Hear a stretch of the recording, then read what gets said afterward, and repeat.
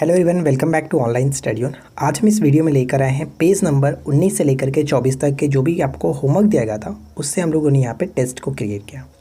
I hope कि friends आप लोगों ने अपना होमवर्क कंप्लीट कर लिया होगा। अगर आप होमवर्क करके आए होंगे तो आपको ये वीडियो देखने में काफ़ी मज़ा आएगा, काफ़ी अच्छा लगेगा। तो एंड तक बने रहिए। जो भी आपकी स्कोरिंग रहेगी आप नीचे कमेंट करके बताइएगा। तो चलिए शुरू करते हैं। जो लोग फ्रेंड्स डेली रात को 10 बजे और 9:30 बजे 2 ग्रुप चलता है जिसमें आपको जुड़ना है जुड़ सकते हैं। उसमें आपको डेली बेसिस पे ऑनलाइन टेस्ट प्रोवाइड कराया जाता है 50 क्वेश्चंस का, ठीक है। और इसमें बहुत सारी चीज़ें आपको कराई जाती है, जैसे आप यहाँ पे देख सकते हैं। अगर आप जुड़ना चाहते हैं तो आपको जुड़ने के लिए 49 रुपये पे करना होता है इस नंबर पे गूगल पे, फ़ोनपे या फिर जिस तरह से आप पेमेंट करना चाहें कर सकते हैं। उसके बाद स्क्रीनशॉट इसी नंबर पे व्हाट्सएप करिए, आपको ग्रुप में ऐड कर दिया जाएगा। और अधिक जानकारी के लिए आप इस नंबर पे बात कर सकते हैं, व्हाट्सएप मैसेज करके बात कर सकते हैं। फर्स्ट क्वेश्चन से ये कौन सा संवत है जो कि कलचुरियों द्वारा प्रयुक्त किए जाने के कारण कलचुरी संवत भी कहलाता है? त्रैकुटक संवत ऑप्शन सी। खजुराहो के मंदिरों का निर्माण किस वंश के राजाओं ने कराया था? खजुराहो के मंदिरों का निर्माण किस वंश के राजाओं ने करवाया था? ऑप्शन ए चंदेल वंश के राजाओं ने। ए को टिक करेंगे। ललित विग्रह की रचयिता सोमदेव किस चौहान शासक के दरबार में था? सोमदेव किस चौहान शासक के दरबार में था? विग्रहराज चतुर्थ। किसके शासनकाल को चौहानों का स्वर्णकाल कहते हैं? किसके शासनकाल को चौहानों का स्वर्णकाल कहा जाता है? विग्रहराज चतुर्थ, ऑप्शन सी विग्रहराज चतुर्थ। 712 ईस्वी में सिंध पर अरबों के आक्रमण के समय वहाँ का शासक कौन था? दाहिर, ऑप्शन बी दाहिर बिल्कुल सही आंसर बनेगा। नेक्स्ट क्वेश्चन देखिए। सर्वप्रथम भारत में जजिया कर लगाने का श्रेय सिंध के विजेता मोहम्मद बिन कासिम को दिया जाता है। उसने किस वर्ग को इस कर से मुक्त रखा था? किसको? तो ब्राह्मणों पर उसने जजिया कर को नहीं लगाया था, ठीक है। ब्राह्मणों पर जजिया कर नहीं लगाया था। C will be right answer. Next question है कि उस शासक का नाम क्या है जिसने विजय स्तंभ का निर्माण कराया था? Rana Kumbha, option A Rana Kumbha. पृथ्वीराज रासो निम्नलिखित में से किसने लिखा था? या फिर इसके रचयिता कौन है? चंद्र बदाई, ऑप्शन सी चंद्र बदाई। नेक्स्ट वन है कि खजुराहो स्थित मंदिरों के निर्माण किसने किया था? तो चंदेल राजपूतों ने, ऑप्शन डी चंदेल राजपूतों ने। लिंगराज मंदिर की नींव किसने डाली थी? पहले एक क्वेश्चन अक्सर पूछा जाता था कि लिंगराज मंदिर किस राज्य में है? तो उड़ीसा की राजधानी भुवनेश्वर में स्थित है, इसे याद रखिएगा। और इसकी नींव डाली है ययाति केसरी ने, ऑप्शन ए ययाति केसरी। इस वीडियो के बीच में मैं आपको बताऊंगा कि कल का होमवर्क क्या रहने वाला है। तो कल आपको क्या पढ़ के आना है, बस वीडियो के साथ बने रहिए। सोमनाथ के मंदिर पर 1025 ईस्वी में महमूद गजनवी के आक्रमण के समय गुजरात के शासक कौन थे? तो सही आंसर ऑप्शन ए यानी भीमदेव प्रथम। हिंदू विधि पर एक पुस्तक मिताक्षरा किसने लिखी है? C will be right answer Vijnaneshwara. Harikeli नाटक के रचयिता कौन है? Right answer will be option A Chauhan शासक विग्रहराज चतुर्थ, जिसको विसलदेव के नाम से भी जाना जाता है। विक्रमशिला शिक्षा केंद्र के संस्थापक का नाम क्या है? विक्रमशिला शिक्षा केंद्र के संस्थापक कौन है? Dharmpal, option B Dharmpal. गीत गोविंद के रचनाकार जयदेव किसकी सभा को अलंकृत करते थे, यानी किसके सभा में रहते थे? अक्सर क्वेश्चन पूछते हैं कि गीत गोविंद के लेखक कौन है? गीत गोविंद के रचनाकार जयदेव हैं और ये लक्ष्मण सेन, ठीक है, लक्ष्मण सेन के सभा को अलंकृत करते थे। ऑप्शन डी करेक्ट होगा। अगला प्रश्न, भारत में प्रथम आक्रमणकारी कौन था? इस वीडियो के एंड में मैं आपको एक बहुत इंपॉर्टेंट पॉइंट्स बताने वाला हूँ। बस इस वीडियो के एंड तक बने रहिए। वहाँ पे जो मैं आपको पॉइंट्स बताऊँगा वो बहुत ज़्यादा आपके लिए इम्पॉर्टेंट है, तो ज़रूर सुन करके जाइएगा। भारत में प्रथम आक्रमणकारी कौन था? तो यहाँ पे सही आंसर बनेगा ऑप्शन सी मोहम्मद बिन कासिम, ठीक है, मोहम्मद बिन कासिम, ऑप्शन सी को टिक करेंगे। अगला प्रश्न है कि अजयपाल संस्थापक थे किसके? अजमेर के संस्थापक अजयपाल, ऑप्शन सी। निम्नलिखित में से कौन कविराज के नाम से विख्यात था? कविराज के नाम से विख्यात था कौन? भोज परमार। ठीक है, भोज परमार, ऑप्शन ए को टिक करेंगे। भोज परमार द्वारा रचित पुस्तकें निम्नलिखित में से कौन सी है? भोज परमार द्वारा रचित पुस्तकें कौन कौन सी हैं? तो यहाँ पे 4 पॉइंट्स दिया गया, बताइए कौन सा राइट आंसर बनेगा। तो देखिए यहाँ पे राइट आंसर बनेगा ऑप्शन सी। चारों की चारों जो पुस्तकें हैं वो भोज परमार के द्वारा ही लिखी गई है। तो ऑप्शन हम यहाँ पे सी को टिक करेंगे। 1 2 3 4 याद रखना है। चलिए आगे बढ़ते हैं। और अगला प्रश्न क्या है? नेक्स्ट क्वेश्चन कह रहा है कि किस विदेशी यात्री ने गुर्जर प्रतिहार वंश को अल गुर्जर एवं इस वंश के शासकों को बौरा कहकर पुकारा था? किसने? अलमसूदी। Al Masudi, option B. ठीक है, राइट आंसर बनेगा ऑप्शन बी।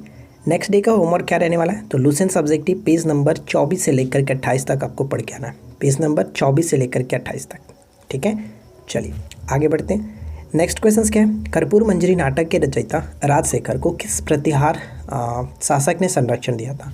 यहाँ से अक्सर क्वेश्चन पूछा जाता है कि कर्पूर मंजरी के लेखक कौन है? कर्पूर मंजरी नाटक के जो रचयिता हैं वो राजशेखर है। ठीक है, राजशेखर। और इनको किस प्रतिहार शासक का संरक्षण प्राप्त था? तो सही आंसर बनेगा महेंद्रपाल प्रथम। महेंद्रपाल प्रथम। किस पाल शासक को गुजराती कवि सुडूडल ने उत्तरापंथ स्वामीन कहा है? उत्तरापंथ स्वामीन कहा है? धर्मपाल। धर्मपाल को, ऑप्शन ई। हिंदू विधि की एक प्रसिद्ध पुस्तक दयाभाग के रचयिता कौन है? दयाभाग के रचयिता कौन है? दयाभाग के रचयिता जीमूतवाहन। जीमूतवाहन, ऑप्शन सी होगा, जीमूतवाहन। किसने स्मृति ग्रंथ दान सागर एवं ज्योतिष ग्रंथ अद्भुत सागर की रचना की है? दान सागर और अद्भुत सागर के रचनाकार कौन है? भलाल सेन, ऑप्शन सी, भलाल सेन। भारत पर प्रथम तुर्क आक्रमण करने वाला कौन था? भारत पर प्रथम तुर्क आक्रमण करने वाला शासक कौन था? महमूद गजनवी। महमूद गजनवी। महमूद गजनवी ने कौन सी उपाधि धारण की थी? महमूद गजनवी ने कौन सी उपाधि धारण की थी? तो यहाँ पे सही आंसर बनता है यामीन उद दौला के साथ साथ यामीन उल मिल्लत। ये दोनों को उपाधि उसने धारण किया था। तो सही आंसर ऑप्शन सी को टिक करेंगे।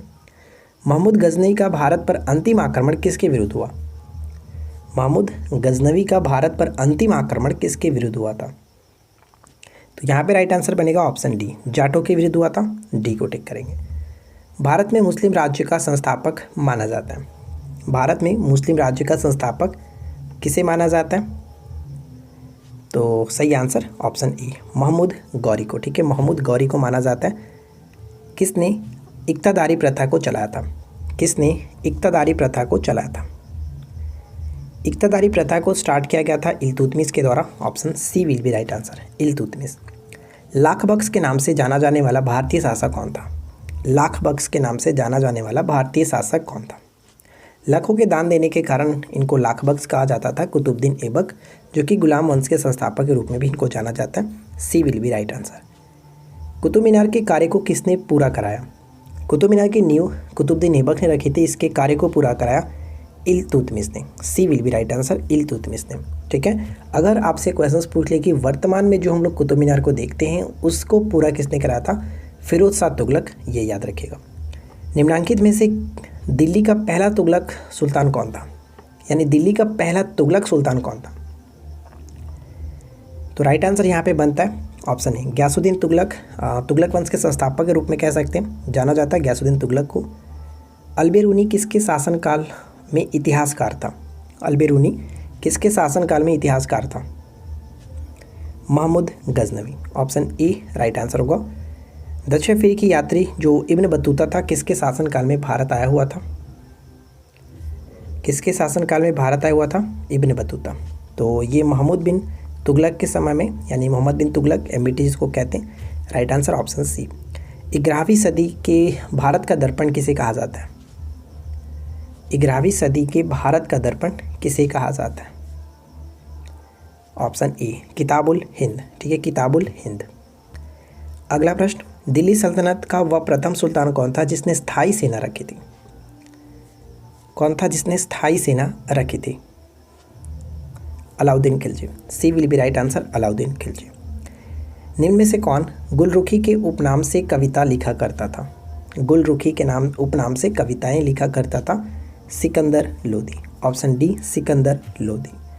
नेक्स्ट क्वेश्चन है कि निम्न में से कौन सा कथन बलबन के संबंध में असत्य है? बलबन के संबंध में असत्य। देखिए पहला पॉइंट है कि इन्होंने चालीसा दल, जो कि चहलगानी के नाम से जो जाना जाता है, जिसको चालीसा दल कहा गया, संबंधित सामंतों का दमन किया। बिल्कुल सही है, क्योंकि इल्तुतमिश ने इसको स्टार्ट किया था चहलगानी को, जिसको बलबन ने समाप्त किया। तो पहला पॉइंट सही है। कानून एवं व्यवस्था की बहाली के लिए उसने लौह एवं रक्त की नीति को अपनाया था, ये भी सही है। दीवाने अर्ज नाम के एक सैन्य विभाग को स्थापित किया था बलबन ने। ये तीनों के तीनों पॉइंट सही है, कोई गलत नहीं, इसलिए ऑप्शन डी को टिक करेंगे, उपरोक्त में से कोई नहीं। नेक्स्ट क्वेश्चन से अलाई दरवाजा निम्न में से किसका मुख्य द्वार है? देखिए ये क्वेश्चन हाल ही में पूछा गया था ऐसा ही प्री के एग्जाम्स में। अलाई दरवाजे निम्न में से किसका मुख्य द्वार है? तो राइट आंसर बनेगा ऑप्शन सी कुतुब मीनार। ठीक है, कुतुब मीनार, सी को टिक करेंगे। देखिए फ्रेंड्स, आज के इस वीडियो का आखिरी प्रश्न है, लेकिन आखिरी बढ़ने से पहले मैं आपको एक छोटा सा पॉइंट बताना चाहता हूँ, जो कि मैंने आपको पहले बोला कि लास्ट में बताऊँगा। इससे पहले मैंने एक वीडियो बनाया था जिसमें आपको पहले मैं आपको बता दूं कि जो होमवर्क आपको दिया गया था, होमवर्क में अधिकतर जो प्रश्न बनने चाहिए थे वो दिल्ली सल्तनत से बनने चाहिए थे। लेकिन दिल्ली सल्तनत से संबंधित मैंने एक अलग वीडियो बनाया था जिसमें करीब 60 से ज़्यादा क्वेश्चंस को कवर किया है। आप उस वीडियो को अगर आपने नहीं देखा है तो उस वीडियो को देख लीजिए। ये जो टॉपिक मैं आपको दिया था उस टॉपिक का कवर करने के लिए आप वो वीडियो देख सकते हैं, जो कि इस वीडियो के नीचे डिस्क्रिप्शन में मैंने लिंक दे रखा है। आप वहाँ से देख लेंगे तो दिल्ली सल्तनत से जो मोस्टली क्वेश्चंस पूछे जाते हैं वो आपका कवर हो जाएगा। तो मैंने ये नहीं सोचा कि फ्रेंड्स दोबारा इसी में अगर क्वेश्चंस को इंक्लूड करूँगा तो 100 से ज़्यादा क्वेश्चंस बन जाएंगे, तो मतलब नहीं बनता है बार बार एक ही चीज़ को रिपीट करने का। तो आप लोग वीडियो को जा करके देख लीजिए, उस वीडियो को जो कि मैंने नीचे दे रखा है, वहाँ से देख लेंगे, सीख जाएंगे, कोई प्रॉब्लम नहीं है। तो बस यही बताना चाहता था कि इस वीडियो में मैंने दिल्ली सल्तनत के मोस्टली क्वेश्चंस को कवर नहीं किया, आप उस वीडियो को देख लीजिएगा। ठीक है, चलिए इस क्वेश्चन का राइट आंसर क्या बनेगा? मोहम्मद गौरी एवं कनौज के राजा जयचंद के मध्य 1194 में हुआ युद्ध किस नाम से प्रसिद्ध है? तो 1194 में युद्ध हुआ था जिसको हम लोग चंदावर के युद्ध के नाम से जानते हैं। सी विल बी राइट आंसर। तो फ्रेंड्स उम्मीद करते हैं कि आप लोग को ये वीडियो पसंद आया होगा। वीडियो अच्छा लगे तो वीडियो को लाइक कर दीजिएगा, दोस्तों के साथ शेयर कर दीजिएगा, चैनल को सब्सक्राइब करके नोटिफिकेशन बेल आइकन को ऑल पे सेट करके रखिए। साथ ही साथ जो आपको होमवर्क दिया गया उस होमवर्क को कंप्लीट करके आइए, कल काफ़ी अच्छा लगने वाला है। चलिए मिलते हैं नेक्स्ट क्लास में। Thanks for watching.